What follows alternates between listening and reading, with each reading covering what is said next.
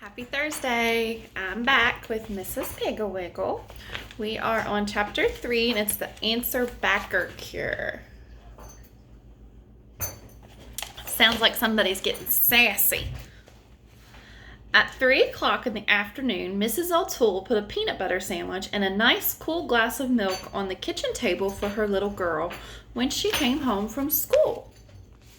Pretty soon the front door slammed and in bounced Mary, her red braids switching like little ponytails. Her mother said, "How was school, darling?" Mary said as she gulped her milk and took a large bite of the sandwich, "Well, this afternoon, Miss Crabtree said Miss O'Toole will stay in at recess and put the paint boxes away."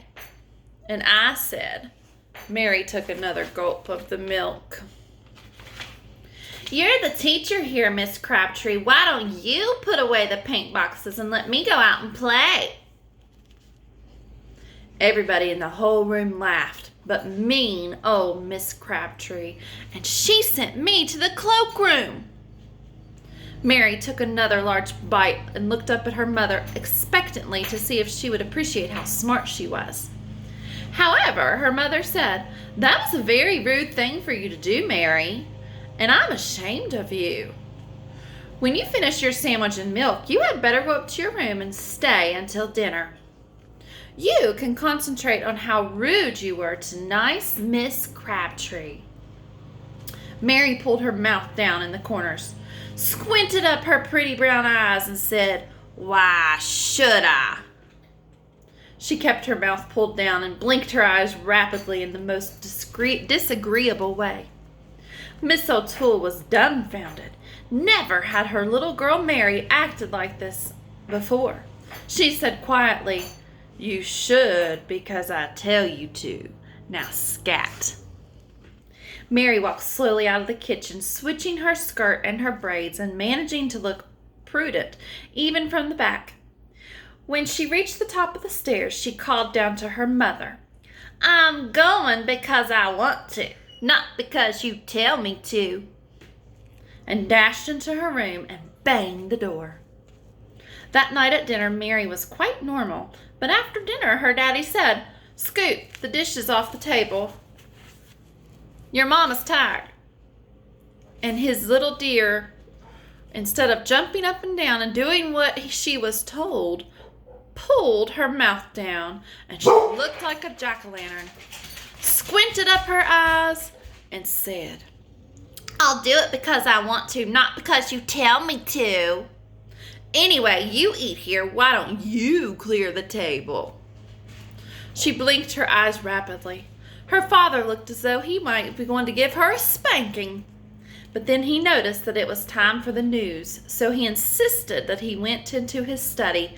He turned on the radio and lit his pipe. Mary did clear off the table, and she dried the dishes, but she kept blinking her eyes and muttering. The next morning, her mother said, "Please hurry with your breakfast, Mary. The children are waiting, and you'll make them late for school." Mary pulled her mouth down and began blinking. She said, "I'm the one that's eating this breakfast, madam." She pronounced it matam. Mary's mother sighed and said, "If you only knew how unattractive you look when you talk like that, you would stop right now." Mary mumbled something into her mush and then grabbed her sweater and slammed out the front door. Miss O'Toole went to the telephone and called her friend Miss Ragbag. She said, "Hello, Miss Ragbag. Have you noticed any changes in Calliope lately?" Miss Ragbag said, "Well, no, I can't say I have, Miss O'Toole. She seems to be studying hard in school and eats and sleeps well. Have you noticed anything wrong with her?" Miss O'Toole said, "No, it's not her I'm worried about. It's Mary. Yesterday afternoon, she came home from school and she seemed perfectly normal and she looked all right, but she told me how very imprudent she had been in school. I punished her, of course. In fact, I sent her to her room to stay until dinner, but she was rude to me. She was rude to her father, too. I just cannot understand it. I thought perhaps that all children were acting this way. She pulls down her mouth, squints up her eyes, and blinks." She looks hideous. Mrs. Ragbag said, "Oh, I'm so sorry, Miss O'Toole, because Mary has always been such a dear little girl. I don't know what to suggest. Why don't you call Miss Keystop? You know what problem her Chucky is. She should have some ideas."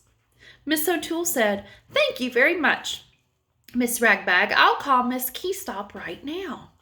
So she called Miss Keystop, but she wasn't home, and the maid, Nora, answered the phone.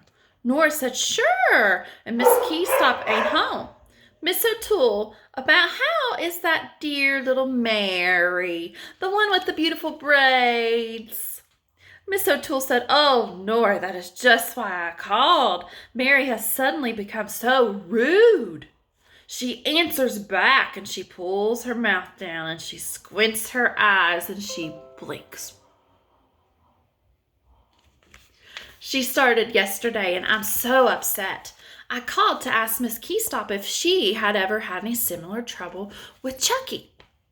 Nora said, "Sure, and there ain't any trouble she ain't had with Chucky. He's so rude and talks back to himself, but I'm thinking you best call Miss Piggle-Wiggle. That little woman has forgotten more about children than we'll ever know. She even taught Hubert Prentice to pick up his toys. Now there's a spoilt child." Miss O'Toole said, "Oh, thank you so much, Nora. I should have thought of Miss Piggle-Wiggle in the first place. I'll call her right now." Miss O'Toole called Miss Piggle-Wiggle and said, "Oh, Miss Piggle-Wiggle, I'm so worried about my little girl, Mary." Miss Piggle-Wiggle said, "I know Mary. She has such beautiful red hair and lovely brown eyes." Miss O'Toole said, "Well, she still has the hair anyway, but her eyes don't look so pretty anymore. She squints them up and pulls down her mouth and then blinks." Miss Piggle-Wiggle said, "She answers back and is rude, isn't she?" Miss O'Toole said, "Yes, she is, but how did you know? I hope that she hasn't been rude to you." Miss Piggle-Wiggle said, "Oh, no, Mary is always very polite to me, but I can recognize and answer back her symptoms. When she was first rude. When was she first rude? Yesterday afternoon, right after school. She was rude to dear Miss Crabtree, her teacher, and when I sent her to her room, she made this hideous face and said, 'I'll do it because I want to, not because you tell me to.' Miss Piggle-Wiggle, she walks in such a way that her braids twitch and even her back looks rude." Miss Piggle-Wiggle said, "Don't worry, Miss O'Toole. Some of the most charming children I know were once answer-backers. Fortunately, Mary has only just begun, so she can be cured in no time at all. You drop by here after lunch, and I will give you Penelope Parrot to keep for a while. Miss Garrison has been using Penelope, but she's had for a month now, and Gary should be cured by this time. Now, don't worry, Miss O'Toole. Penelope is a cure for almost the most stubborn of answer-backerness." Miss O'Toole hung up the phone and she felt much better. Right after lunch, she went down to Miss Piggle-Wiggle's house and got Penelope. Penelope Parrot was a large, cross-looking green bird who blinked rapidly. Miss Piggle-Wiggle said, as she handed the cage to Miss O'Toole, "Fortunately for you, Penelope will only talk to children." During the walk home from Miss Piggle-Wiggle's house, Penelope was quiet and very cross. Blinked eyes sorted the way when Miss O'Toole hung up her cage in the kitchen. She hunched down and put her head under her wing. But when Mary came in from school, Penelope woke up and began preening her feathers. Mary was delighted with Penelope. She said, "Oh, Mother, I've always wanted a parrot. Do you think she can talk?" Miss O'Toole said, "She hasn't said a word since I brought her home, but I was told that she speaks only to children." Mary said, "Where did you get her, Mother? Is she for me? May I have her in my room for my very own?" Her mother said, "I'm keeping her for a friend of mine, but when you play in your room, you may hang her cage in your window." Mary brought her milk and cookies over by Penelope's cage and was surprised when Penelope blinked and said rudely, "Give me a bite, pig."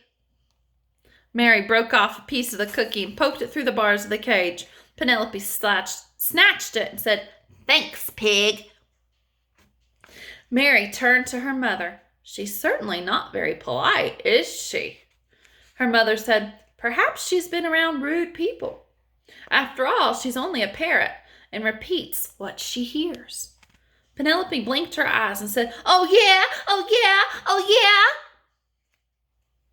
Miss O'Toole looked a little shocked, but Mary laughed and said, "May I bring the children in to see her, Mother? May I?"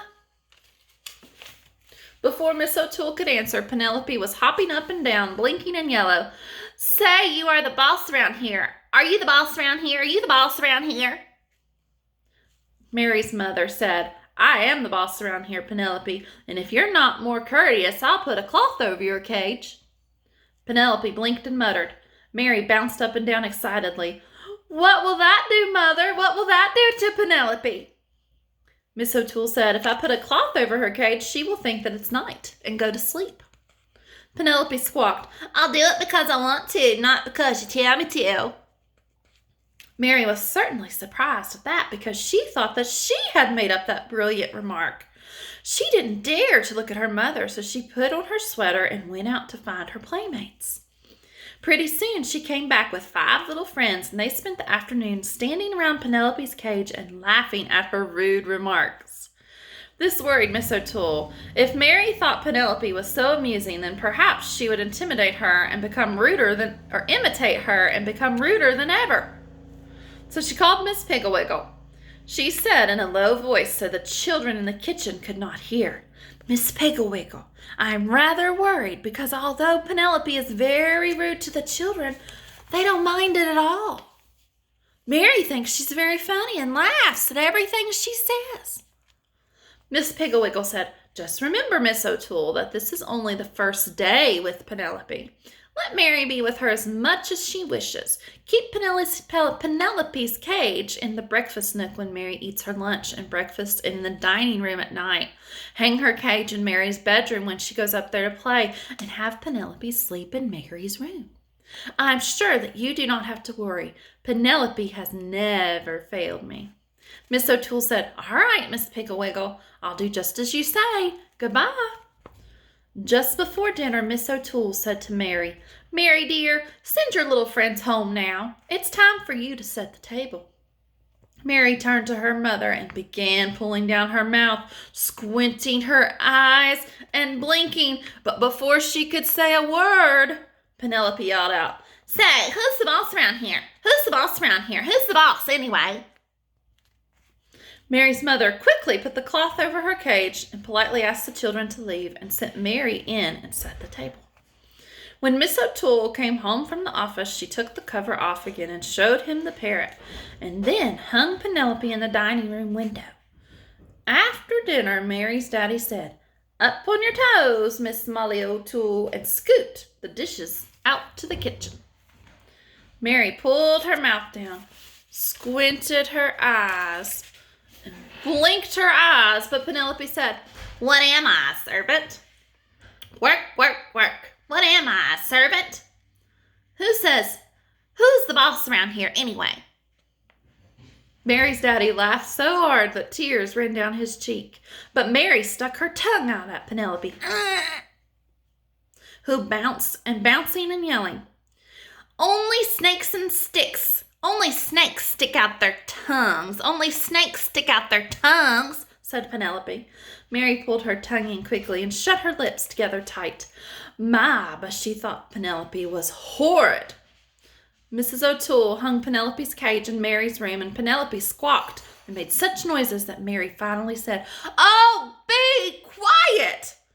And Penelope blinked and said, "I'll do it because I want to, not because you tell me to.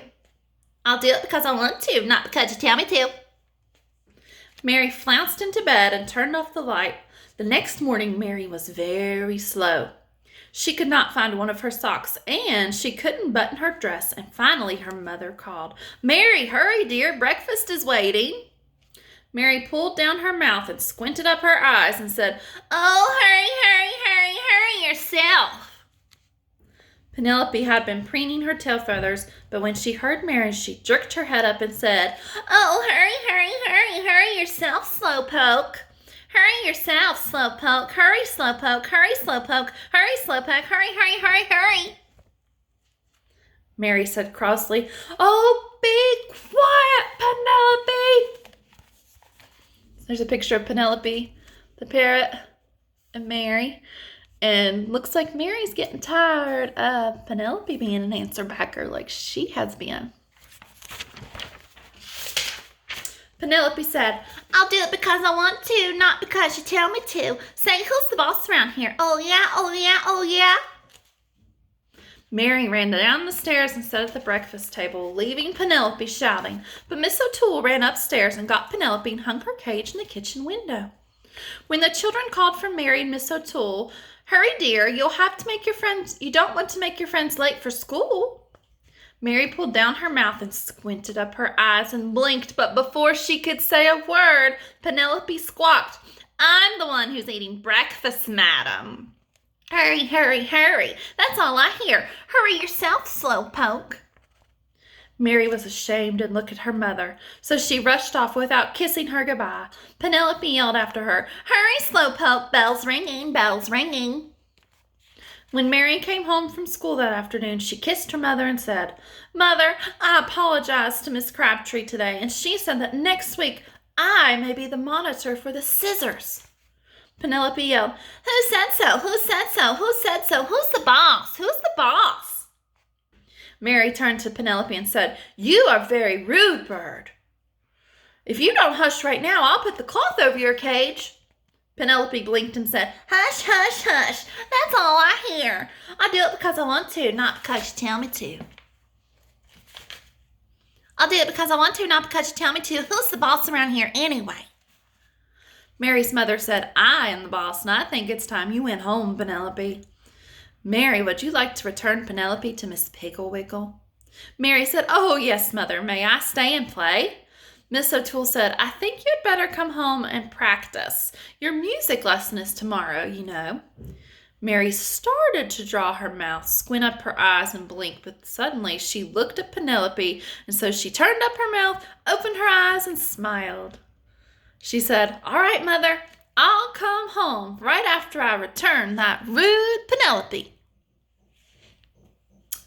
So Penelope taught Mary a lesson, didn't she? Penelope was a very rude bird, just like Mary had been. So if you are an answer backer, I want you to think about how rude you sound when you do that. So let's not be answer backers. And I will see you next week for chapter 4, which is called The Selfishness Cure. Let me show you the picture. Okay, you guys have a great evening, and I will see you later. Bye.